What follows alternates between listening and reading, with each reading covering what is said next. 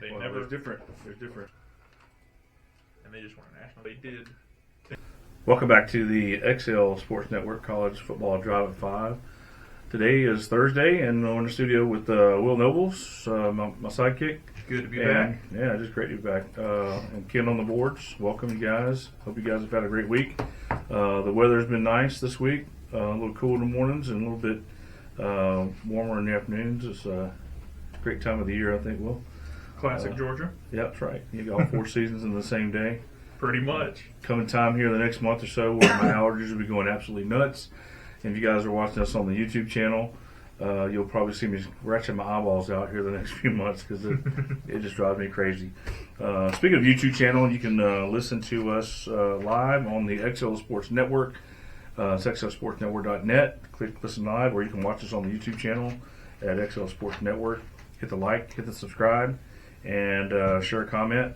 We are, of course, brought to you today by the Steakhouse Restaurant in Hawkinsville. And we're coming to you live from the David Venables Studios. I saw Mr. Venables across the hallway when I came in. What a great guy. If you ever need any legal advice and you're in the middle of Georgia area, go talk to David Venables, and I'm sure that he'll help you out. I think you said he's a big city lawyer in a small town, so he's a great one. But without delay, Will, we're going to talk about some things today. Let's do it. National Signing Day was yesterday. We'll talk a little bit about that. A lot less pomp and circumstance coming in the last 24 hours due to the early signing day that started back in 2017 when they started that in December like that, 2017. Yeah. What a great day that was for the University of Georgia. And but 95 out of the top 100 players signed in December.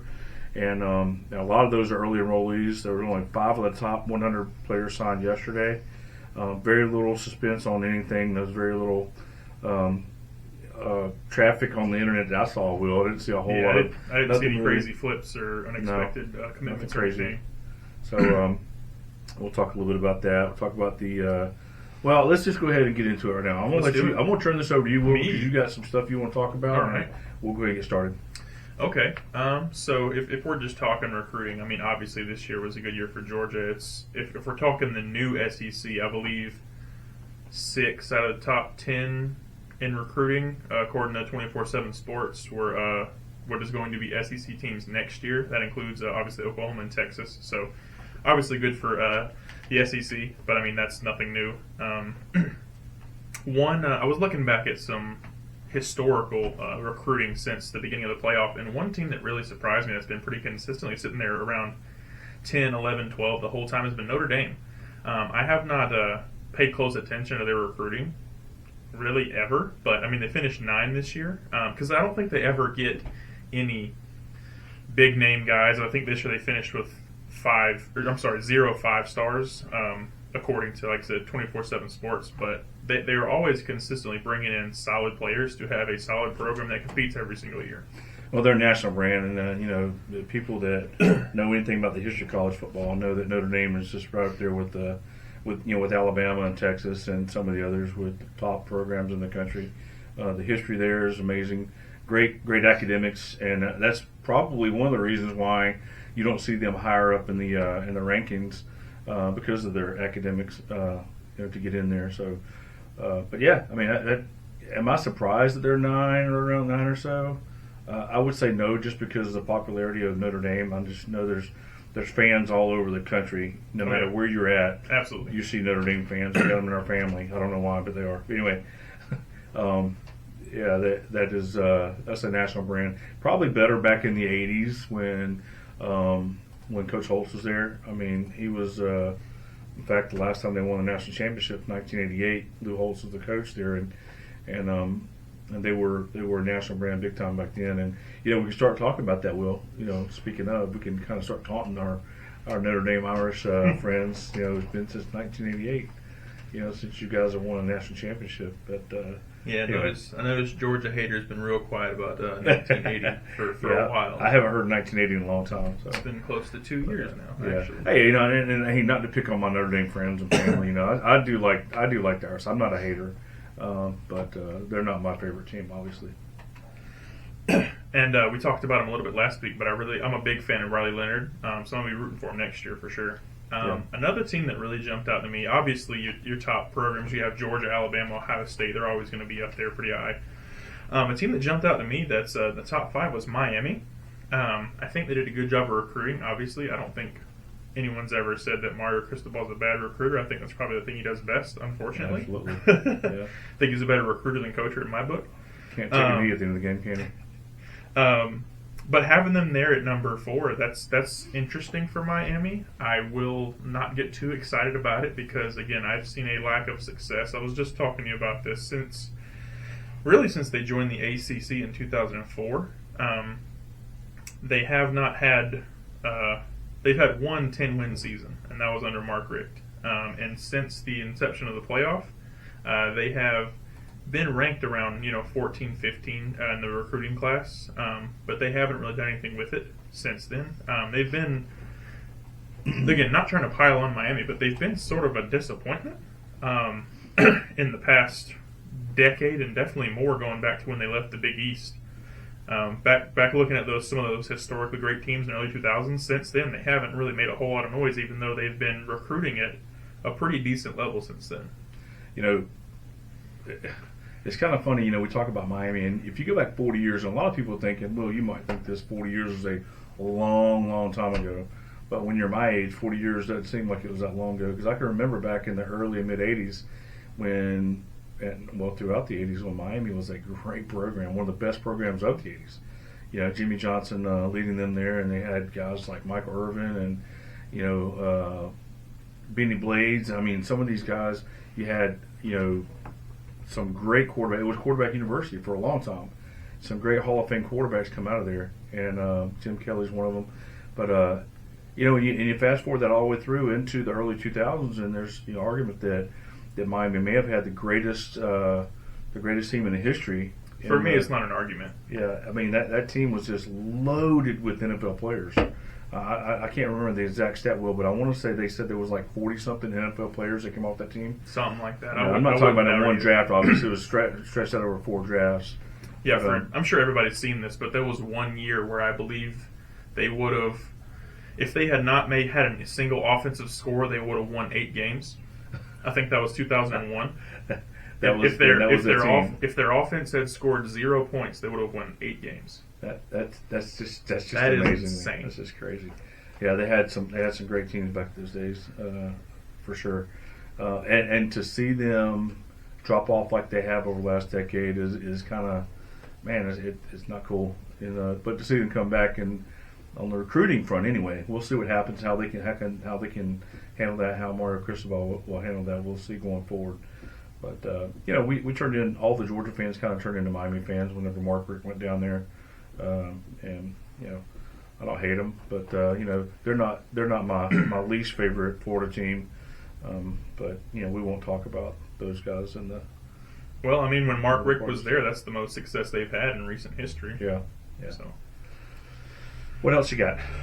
Another team that I wanted to talk about. Obviously, like I said, the usual suspects are there, but a team that made it all the way to 3 this year, Oregon. I think Dan Lanning is doing a fantastic job. He is one of the best young coaches and best new head coaches in the country. And I know we've been heaping praise on the past 2 weeks, even though they're joining the Big Ten. Man, the Big Ten better watch out because that train is not going to be slowing down at all. I think you'll probably see them as the.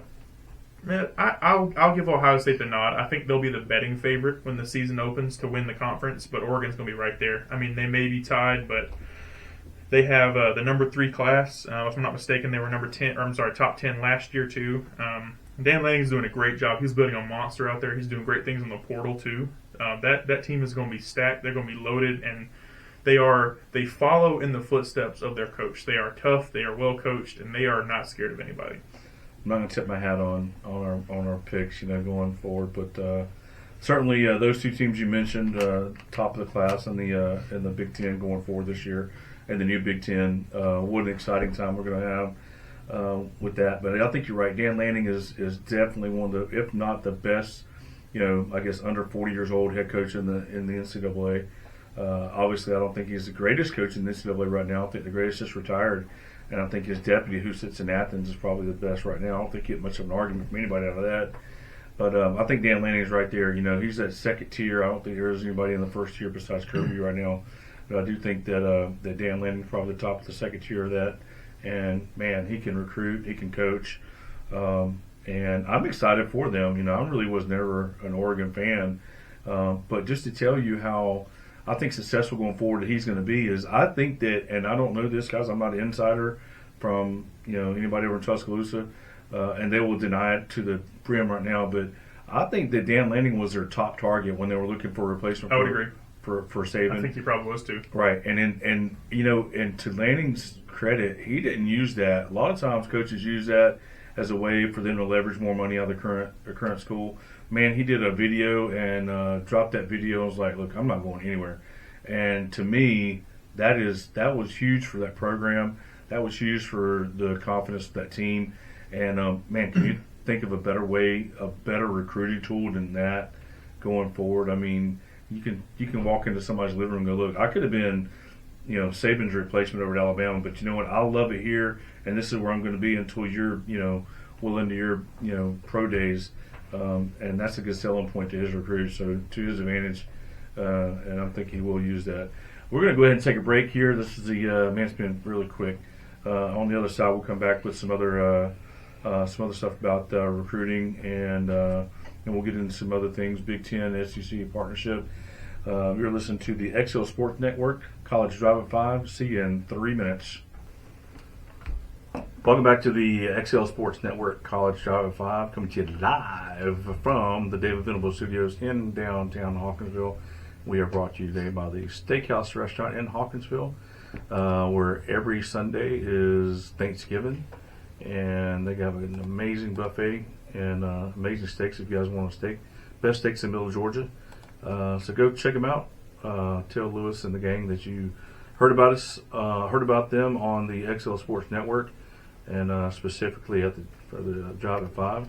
And we do appreciate their partnership, and we appreciate their friendship. So go see them. All right, Will. So we're talking about recruiting before. We're talking about some of the surprises in recruiting.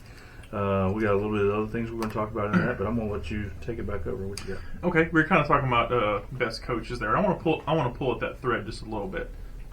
Given the two big departures from college football, who would you say? I kind of put you on the spot here, but who would you say are some of in the realm of the top 5, top 10 coaches in the country? Now that we have the departure of Nick Saban and Jim Harbaugh, who just won a national championship, who would you have on the? Okay, we talked about Kirby, so I would keep Kirby in there, and I'll be honest with you. I would say Eli Drinkwitz is one in that top 10. Now I think he's rising. Yeah, when I say these names, these are not names in the order of. No, again, it's just names off the top of your head. I'm right off my head. Hey, listen, we didn't talk about that before. Not at all. So it's just kind of just an interesting thing I right. thought about. Okay, so I think Kyle Winningham. Okay, a lot with a little. I think Mike Elko, from what he did at Duke, and then he's going to have a lot more resources at A&M. That's interesting. It is, and I think that, you and I talked about this before he even was named, and I was like, man, that will be. Oh yeah. That's somebody that the Scary. league might not. Yeah, it may scare the league. I think Brian Kelly, and I think you'll probably get some arguments about this, but Brian Kelly, what he did at Notre Dame with a lot less talent, he hasn't really done a whole lot with that at LSU, other than he went to the championship game his first year, got slaughtered by Georgia. Well, hey, I give him a lot of crap, but he's recruited 2 top 10 classes the past 2 years. Absolutely, he's done a good job with that. Yep. Other names out there, I would think. Let me think. I think Lane Kiffin.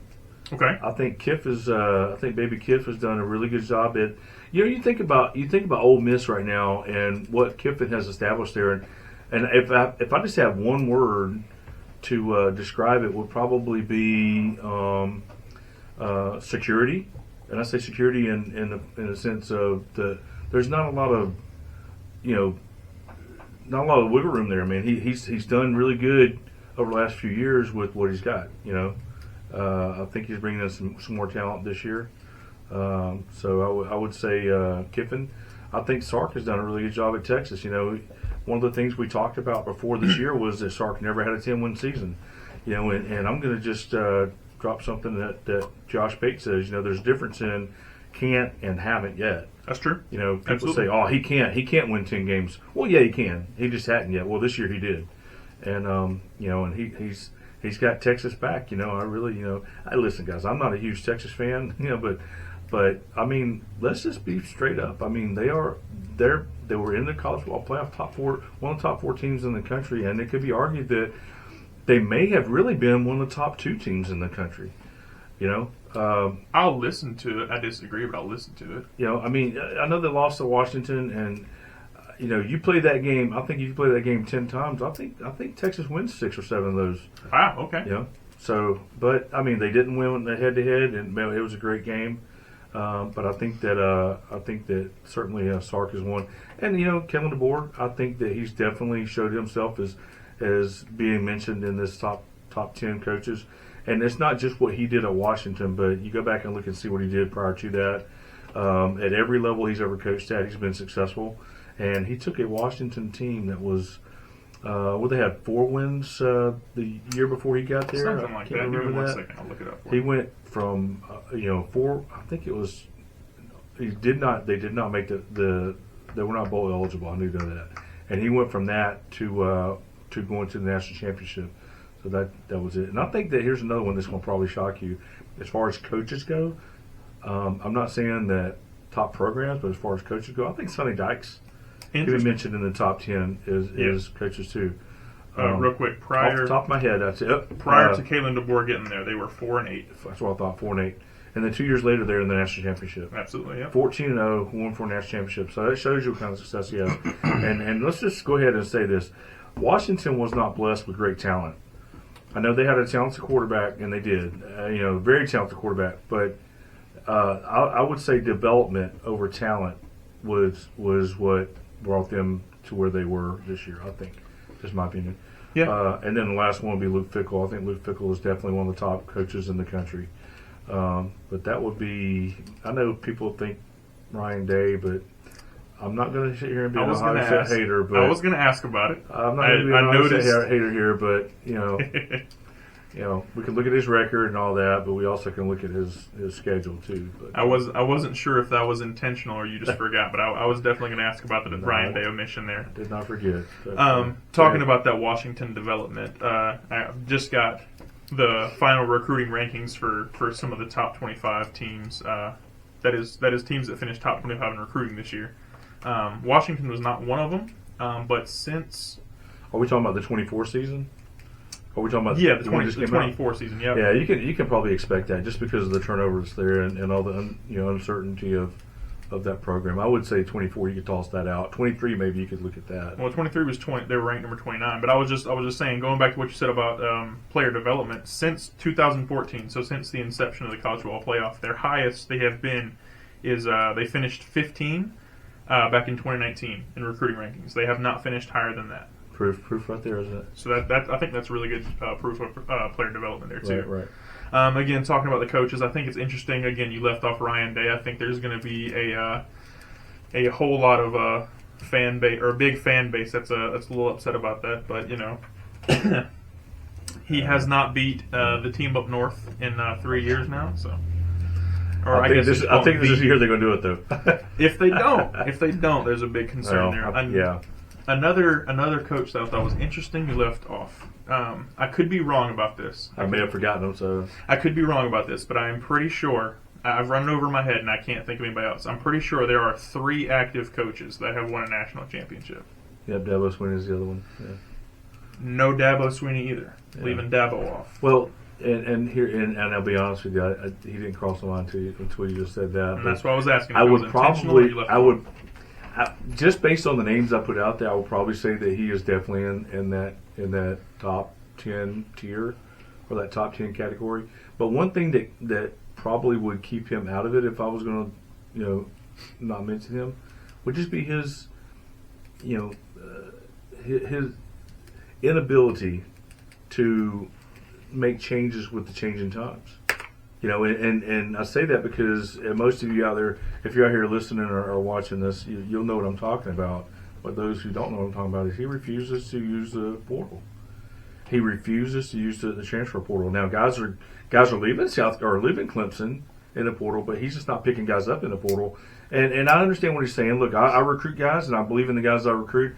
But, at some point you got to say, you know what, I didn't really expect to lose, 6 wide receivers in a class, 3 to graduation, 3 to transfers, and I didn't sign enough to fulfill my room, so we're going to have to do something. And, pulling a defensive back over across on the other side of the field to play wide receiver is probably not the best idea when you go right there in the portal. And it's a great program. I tell you what, that's a great school. Well, that's a school, if you've never been to that campus, it's absolutely incredibly gorgeous. And the people, I used to live up there, the people up there are hardcore, diehard Clemson fans, and they love those Tigers. I love that nasty orange, and there's Tiger paws on all the streets up there. So, it's a good tradition. It's a good, and they've won national championships in, several decades. So, they do have a great program, but you got to change with the times. I agree, and I think that is the sort of big divergence. Obviously, Nick Saban is the greatest coach we've ever seen in college football. I don't think that's up for debate anymore. But the big divergence you've seen there was, what was it? I believe it was between 2015 to 2019. They were just perennial in the playoff almost every single year. Won 2 national championships, yeah. Won 2 of them. It was what was it? Clemson, Alabama, part like 3 and 4 all in there. Right. But since then, since that 2019 season, they haven't made it back. Right. And I think a lot of that is probably what you're saying about that refusal to enter the portal, because that's around the time that I think the portal just exploded. It was like, hey, if you're not in the portal, you're taking a step back on recruiting. That's just like saying, hey, I'm not going to recruit people from the state of Ohio just because I don't feel like it. Yeah. You can go out there. And here's the thing: you can go out there and get a defensive lineman. And guys, listen, when you're talking about, especially on the line of scrimmage, older is a lot of times going to mean bigger, because you grow as you get older and you get into a program and you get on the nutrition and get in the weight room, and you're going to get bigger.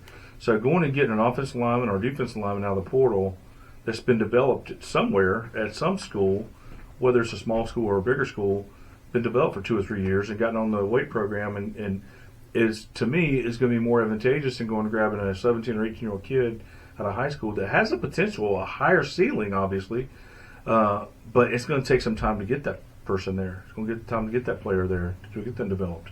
And his refusal to take advantage of that, man, I'm telling you, I wish that he would, because my mom, my mom's not with us anymore, but my mom was a huge Clemson fan. And I never was really a huge Clemson fan, but, I did like him, because I lived up there for a little while. But I would like to see him change with the times, and I'd like to see that program, come back to relevance again. So, right quick, got 1 minute. Last little thing. I'm not calling Dabo Swinney a bad coach. I think he's a great coach. But here's something that's interesting. From 2014 to 2016, he had Deshaun Watson. From 2018 to 2020, he had Trevor Lawrence. I think his big kind of handicap is he hasn't had that transcendent quarterback these past few years, because Trevor Lawrence and Deshaun Watson, they were both fantastic college quarterbacks. I don't think they've had that this year, the past couple of years. Cade Klubnik was a little bit of a disappointment to me, like we kind of talked about last week. That's time to grow, though. Absolutely, but if they do take that step forward with Cade Klubnik and Garrett Riley, do you think they have a chance to win the whole thing this next season? No. Wow. All right. No. I am not sold on Garrett Riley. I'm not sold on him at all. Okay. He scored 7 points against Georgia in the national championship game, only because he had a breakdown in coverage on a play. Otherwise, they would have been shut out of the national championship. So, no, I'm not sold on Garrett Riley whatsoever. All right, we're going to take our next break here. You're listening to the XL Sports Network College Football Drive at 5, brought to you by the Steakhouse Restaurant in Hawkinsville. We'll be back in 3 minutes, y'all. Stay tuned. Welcome back to the XL Sports Network College Football Drive at 5, brought to you by the Steakhouse Restaurant in Hawkinsville, and we are live from the David Venable Studios in downtown Hawkinsville. If you guys want to listen to us live, you can listen to us at the xlsportsnetwork.net. And also on Friday nights during high school football season, you can listen to the Hawkinsville Red Devils on that same channel. On Saturday mornings, we have a Saturday morning quarterback show where, man, I love it. We do interview 16 coaches every Saturday morning from around the state of Georgia, not just in the local area, but all over the state. Some of the big name schools, some of the names and faces you see on ESPN on Friday night sometimes. And we get to talk to 16 coaches every week. And then the last half hour of that show, we do a college show with John Nelson, our friend John, up at the Georgia Public Broadcasting, Peachtree TV. John Nelson's a great guy and a wonderful friend of ours to our show. You can also YouTube us. YouTube channel is the XL Sports Network. Hit the like, hit the subscribe, and share a comment. Well, we'd love to have you guys with us on all of our different events. I know that Bruce Mims would love to have you guys join us on Friday nights and listen to us, and also on Saturday mornings. So we do want to just say thank you for all you guys for your listenership. All right, Will, let's keep going. What you got now? Let's do it. You mentioned you want to talk about Juju, so let's do that for a few minutes, just real quick. So Juju Lewis, quarterback out of Carrollton, Georgia, he reclassified to 2025. Have you seen any gameplay or highlights from him, just to, I guess, give an analysis for what you think of him? I have seen some. I probably saw more of his freshman highlights than I did his sophomore highlights.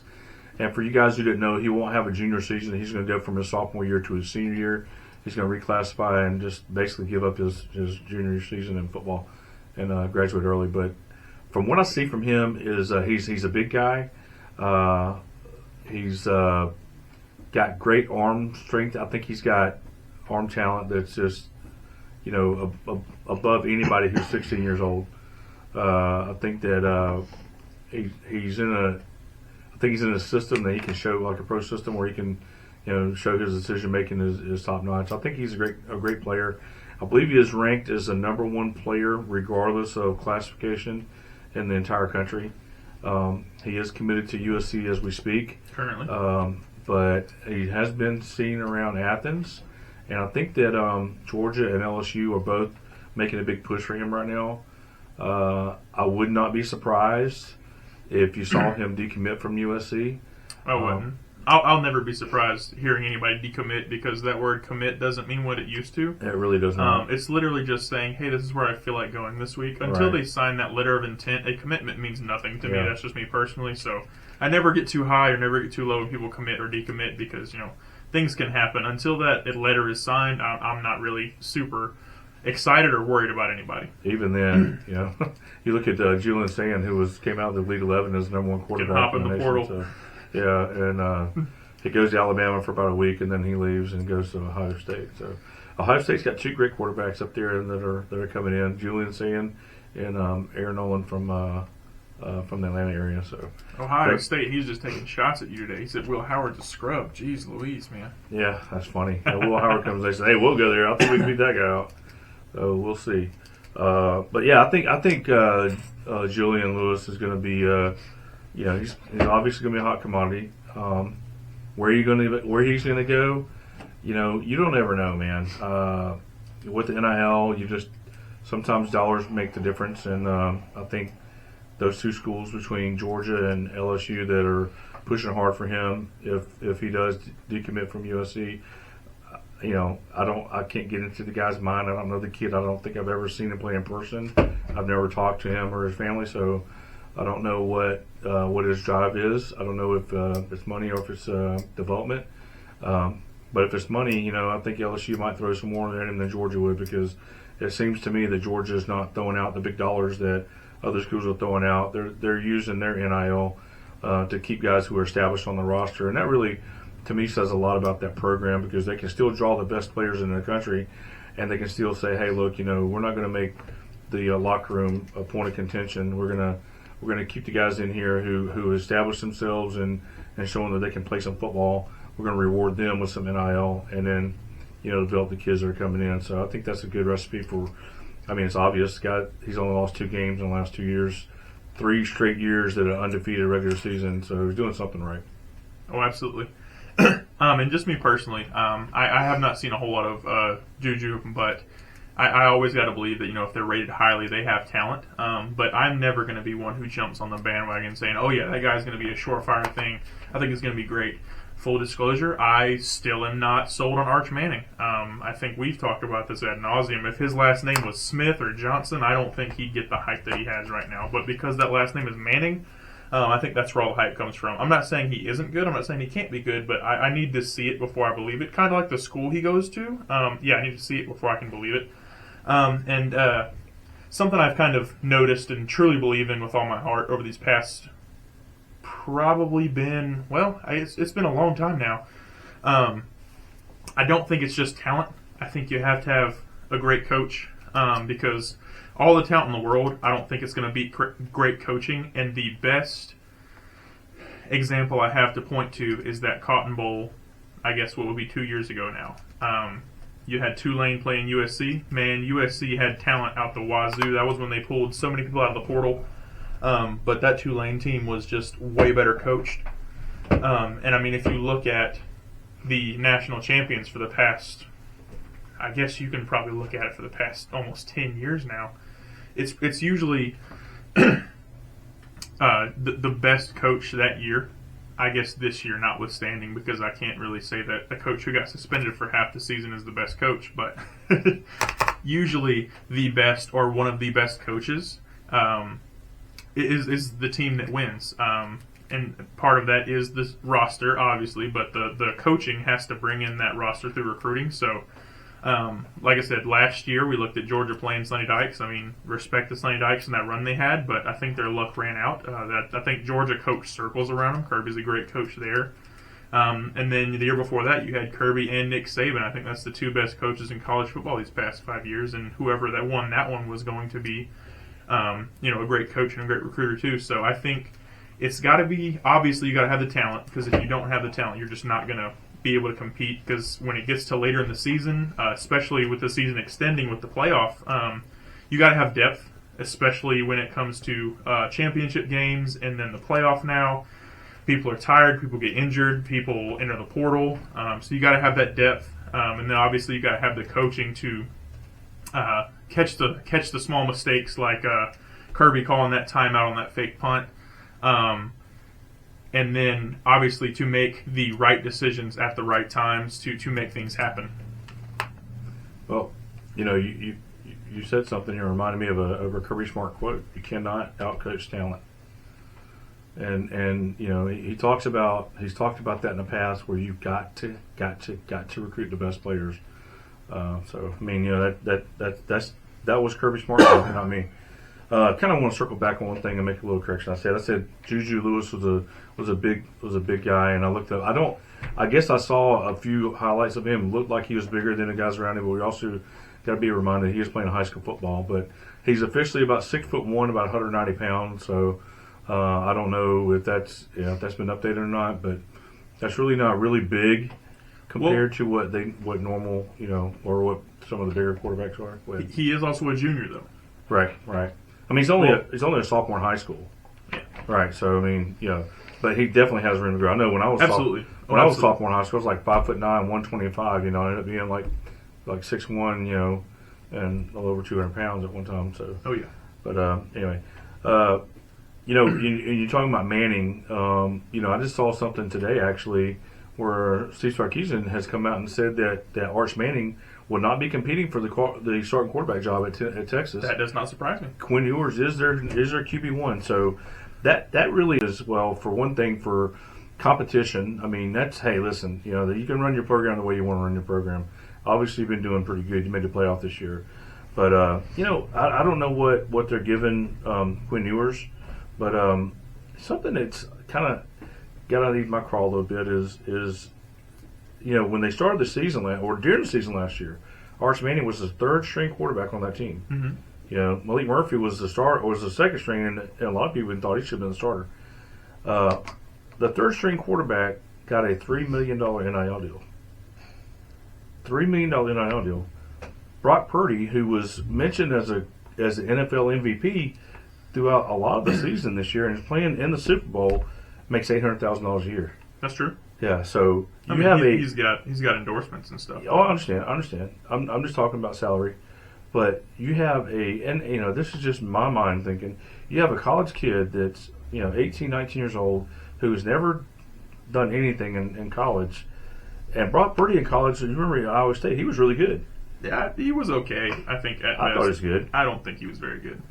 The highlight that jumps to mind when I hear Brock Purdy is that insane interception that he threw, sort of like a backwards pass over his head type deal. Yeah, it's not pretty. So yeah, well, the guy's doing something good in the NFL. He's leading his team to the Super Bowl, and he's mentioned as an MVP, which to me that's just insane. But he's making 4 times less than the third string quarterback at a school who's never even started a game. What's the first word in NIL? Yeah, I know. Name. There it is. Yep, name. You're exactly right about that. There's no doubt about that. All right, what else you got? We got a couple more minutes before we should take another break. I wanted to start talking about that the news we got about the I guess the collective, the coalition, whatever you want to call it. The SEC and the Big Ten got together. And they decided, you know what, NCAA, we think you're stupid, so we're not going to listen to you anymore. I think that's where this is headed.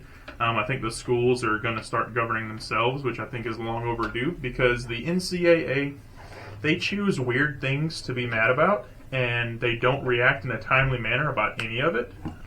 So I'm really excited because I think the schools should govern themselves. Again, I think the NCAA is an organization that is really outlived their really just bloated and lazy and outdated. And I don't think they do anything well at all. I mean, they don't crown the champion. They keep players out far longer than they should have. Talking about Tez Walker. Yep. I can't remember the last time that the NCAA did something that I was like, man, that's a great decision. I'm excited about that. I can't remember the last time that happened. No. I really can't. So looking forward to this because, again, the schools themselves now meet and make that CFP playoff. They crown their own champion. They don't need the NCAA for any of that. I don't think they're going to need the NCAA for any of governing college football going forward. I think this might be, hopefully, pushing towards the end of the NCAA's involvement, at least when it comes to college football. And I think that's going to ultimately be a good thing for coaches and players alike because, again, there's too many waivers that have to be filed and grievances that come up and too many bad things happen, and I don't think there's near as much good coming out of it. Well, we're going to take our last break of the night or the afternoon before we say goodbye to you guys. You're listening to the XL Sports Network, College Football Drive 5. We will pick up that conversation on the other side. See you guys in 3 minutes. Welcome back to the XL College. You got it, Ken? Okay. Welcome back to the XL Sports Network, College Drive 5. Had a little glitch there with the commercials. Brought to you by the Steakhouse Restaurant in Hawkersville. In here with Ken and Will. Ken on the boards, Will next to me. And we're talking about some college football. Will, what we were talking about, go ahead. How stupid the NCAA is as far as college football is. So,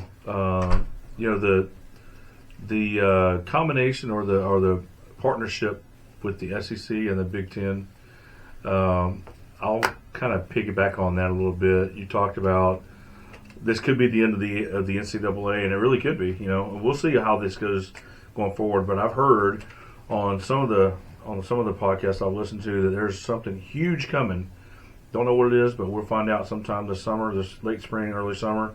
Something huge is going to unfold, and it may be this. It may be that the SEC and the Big Ten. Now, just to be fair, we talked about this off the air. This decision that was just announced last week, actually a week ago tomorrow, last Friday afternoon, it was announced of the. I think it's a panel, a exploratory panel or something like that. That's smoke and mirrors. This thing's been going on for a while. It's something that they have been working on. Those two conferences have been working on for some time now. They dropped the dime on it on the heels of the Tennessee and I think Florida State recruiting violations and NIL violations or whatever it is that the NCAA has announced. I think that that those two leagues are saying, okay, look, you haven't been able to do a very good job of policing anything, so we're going to take it upon ourselves. And I think you're right. I think that's probably what's going to end up happening. I think it's actually going to be even bigger. I think you're going to see you're probably going to see there's really only 4 viable, power conferences anymore. I think you're going to see probably all of them is going to join in with that. Probably see the Big 12 and the ACC join their efforts on that. And you very well may be right. You very well may be that. Look, at least in the college football, those are going to be. They're going to police themselves. They're going to have their own national champion, and nobody's going to really care about the college football playoff, so to speak, where it currently is right now. Well, you talk about the conferences joining up with. I worry that it may not happen that way. I worry what happened to the Pac-12 may be what ends up happening to the Big 12 and the ACC. Well, I think you're conference right. just pisses off the schools and they just leave. Yeah, well, I think you're right about that. Now, a lot of this has to do with media deals and millions and millions and millions and millions of dollars. So that really has to come into play too, because really, what's the driving force behind this whole thing? Money. It's money. It's money. It's all these people who have looked at college football over the years and go, wow, wait, NFL makes money, yeah, but wow, there's some lucrative, College football is different. It is different. It is different. I've been to a couple NFL games and I've been to a couple of Georgia games. It's different. It is. It really it's is. different. And here's the thing, and I hope they don't ruin this, but and this is kind of going on a rabbit run here, but in college football, and we're probably going to see that change this year because of the 12-team playoff, and eventually it'll be a 16-team playoff. Let's not kid ourselves. Up until now, every Saturday is a playoff. Every single game is a playoff because if you lose one game, you're in danger of being dropped out of the top four. Pretty much. I think that's probably going to change this year. Absolutely. Oh, absolutely. So yeah. So, but that's really what I think draws a lot of people is just the man. Every single week it's like you're on the edge of your seat. Georgia's playing Vandy. We can't screw up. I mean, it's funny. And you win 62-0, but really, going into that week, you're thinking, what could happen that, hey, we didn't think it could happen. 2016, it happened, Yeah. In fact, they lost to Kentucky, and I think they lost to Kentucky and Vandy that year, the same year. I believe so. Anyway, James Franklin's another coach. So I probably forgot that, maybe a top tier coach. Anyway. No. Like I said, I'm off Penn State. You're off Penn State. Okay. You got to show me something at this point. That's You're fine. in the prove it category Yeah. for me. I hear you. All right, so what else do you have? Do you want to talk a little bit more about that, or let's talk a little bit more about the future of the college football and the NCAA. I think that, and I don't know this, it may be that the NCAA just governs over the basketball because I think they do a pretty effective job in the college basketball brackets and bracketology and all that. Their tournament, I think they do a pretty good job of getting their tournament right. But for some reason, man, football they can't get it right. It may just be the popularity of it, and there's so much pressure and eyes on it. But I like I said, I believe they will still govern, lacrosse and golf and all that. But as far as college football goes, I think their usefulness has run its course, and I think it's going to be better for everybody because they are, I won't say wasting resources because I don't think they're using very many to begin with, but I think they're putting time and effort into things that they don't really necessarily are qualified to, in my opinion. Like I said, the whole Tez Walker situation, they basically just took away, 4 weeks from the kid and then said, you know what, you can play. And then an almost exact same situation for some kid that goes to Colorado. They're like, nah, you're not going to play this year. You got to sit out. So. I think of, what's the kid's name that went from Georgia up to Luke Ford? That tight end that came to Georgia, and then he had to go back to Illinois because his grandfather was sick. And they said, you're not eligible to play, but they did allow somebody else to play. And I was like, wait, why are you allowing that person to play? And they didn't really even have a hardship. And you're not allowing Luke Ford to play.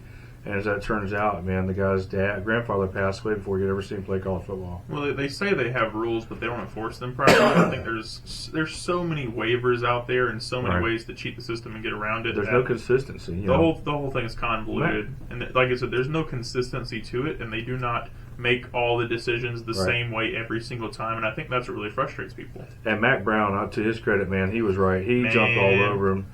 And I'm glad he did. I like Mac Brown. Round of applause for Mac Brown, dude. Yeah, I mean that's another reason why people would want to play for that guy. He's going to have your back. Hey, Will, we got about 4 or 5 minutes left. All right. I want to throw this out there. Let's hear it. And all you Tide fans, don't get. Hey, listen, don't get upset about this. But I was listening to a podcast earlier. Okay. A couple things I heard. It was kind of made me scratch my head, and I don't even know how to go back and review this, and I don't even understand where this came from. But they said there has been 0 Alabama players in history. I'm sorry, 0 Alabama draft picks that have scored a touchdown in the Super Bowl. Now, does that mean 0 players who are rookies who were drafted out of Alabama who've not scored a touchdown in the Super Bowl, or has there never been an Alabama player who scored a touchdown in the Super Bowl at all? I don't know. If you guys know, please put a comment in our YouTube channel at the XL Sports Network on YouTube, XL Sports Network. So put a comment in there. But I've heard there's 0 players from Alabama that's ever scored a touchdown in the Super Bowl. Also, this year in the Super Bowl, in the active Super Bowl roster, there are 4 players. I'm sorry, there's 3 players. 4 players from Middle Tennessee. One's not active, but there's 3 active players from Middle Tennessee University that are playing for either the 49ers or the Chiefs in the Super Bowl. There's 0 from Alabama. 0. Well, first point.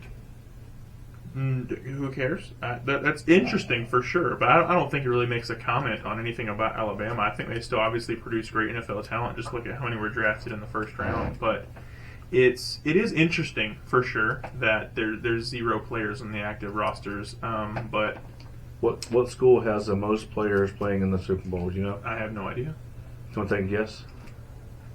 Let's go with Middle Tennessee State since you brought them up. No, Ken, you have a guess. No guess from Ken either. Oklahoma. Oklahoma has 6 players Well, see, there you go. playing in the Super Bowl. That proves that Oklahoma's the best team in the country for sure. Yeah. So the second most, you want to take a stab at that? No idea. Go Dogs. Georgia, how about that? 5 players from Georgia playing in the Super Bowl. Very interesting. And I think Georgia has probably the longest running consecutive streak with players from their school going to the Super Bowl. And it's I know it's been a while. 23, something like that. I know it's been a while. I don't know about that long, but I know it's been a while. 23 or 24. You know, you guys also check that out. Critique that. If that's not right, then hit the comment on the YouTube channel. Sort of a clarifying point on that first thing you made about an Alabama player never scoring a touchdown. I think I heard something along those lines this past week, but I think they credit the scoring of the touchdown to someone who runs one or receives one. I don't think that counts passing touchdowns. So right. I do believe. Because you think of Kenny Stabler. Well, I think Jalen Hurts last year, he threw a touchdown, did you not? Okay, Jalen Hurts, yeah. But I don't know if he's considered in Alabama because he graduated he came from out of Oklahoma. Oklahoma. I don't know how that works either. Could be. I could be right about that. Well, he wasn't because it said drafted from out of Alabama. He was drafted out of Oklahoma. So drafted out of Alabama. Okay, but I think Alabama really is the one who Joe Namath claims him. Joe Namath is another one. Then again, through well, you know, he didn't rush a touchdown. I mean, he probably he threw for some I was touchdowns. say threw them, but did not Right. rush for any or Right. receive. Exactly.